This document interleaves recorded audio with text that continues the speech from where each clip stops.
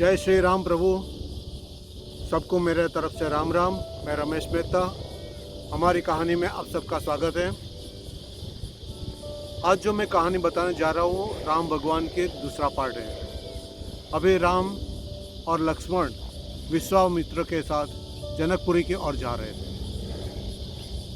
जनकपुरी यानी मिथिला नगरी, जहाँ सीता माता जानकी माता का स्वयंवर रचा जा रहा था। जंगल में रास्ते में जा रहे थे, उसी समय उसका रथ एक जगह पे आके रुक गया। वहाँ उजड़ा हुआ एक आश्रम था और आश्रम के बाहर एक नारी की मूर्ति थी। अभी राम ने विश्वामित्र जी से कहा, गुरुवर यहाँ अपना रथ क्यों रुका है? तो विश्वामित्र ने कहा कि हमें जाते जाते एक पुण्य का काम कर देना है, आप आइए मेरे साथ।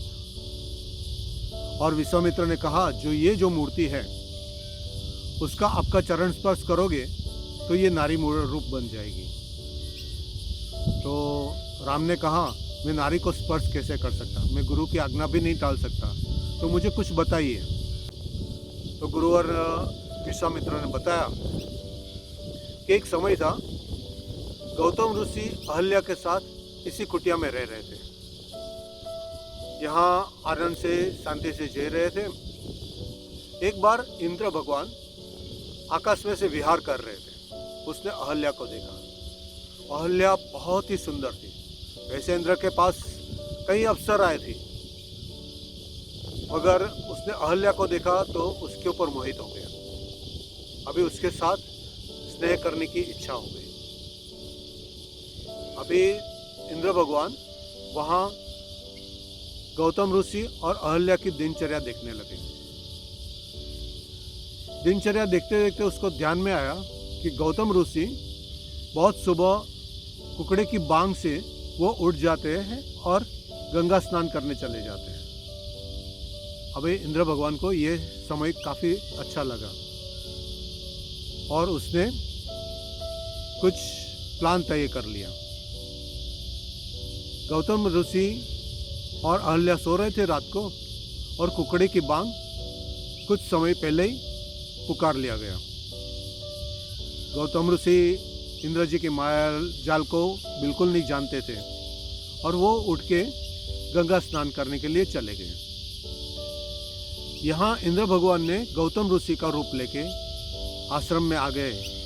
तभी अहल्या ने पूछा, अरे आप बहुत जल्दी आ गए? तो उसने कहा कि अभी सुबह नहीं हुई है, और उसके साथ प्रेम लाभ करने लगे। और प्रेमालाप करने के बाद उसने अहल्या के साथ देह संबंध बांध लिया। अभी गौतम ऋषि नदी किनारे पहुंचे तो उसको लगा कि सुबह काफ़ी जल्दी हो गई है, मैं कुछ जल्दी उठ गया हूँ, तो वो वापस आ गए। वापस आके देखा तो अहल्या के बाजू में इंद्रदेव गौतम ऋषि का रूप लेके वहाँ नग्न पड़े हुए थे। अभी गौतम ऋषि ने जल लेके श्राप दे दिया कि आज के बाद तुम किसी स्त्री के लायक नहीं रहोगे। इंद्र भगवान ने माफी मांग ली, मगर श्राप का तो कोई तोड़ नहीं होता है। उसके बाद उसने अहल्या को भी देखा तो और अहल्या पर भी गुस्से हुए और उसको भी श्राप दे दिया कि तुम पत्थर की मूर्ति बन जाओगी। अभी अहल्या ने कहा, मैंने कोई गुनाह नहीं किया, मैंने आपके साथ ही संबंध बंधा है, मगर ये तो माया जाल थी इंद्र भगवान की।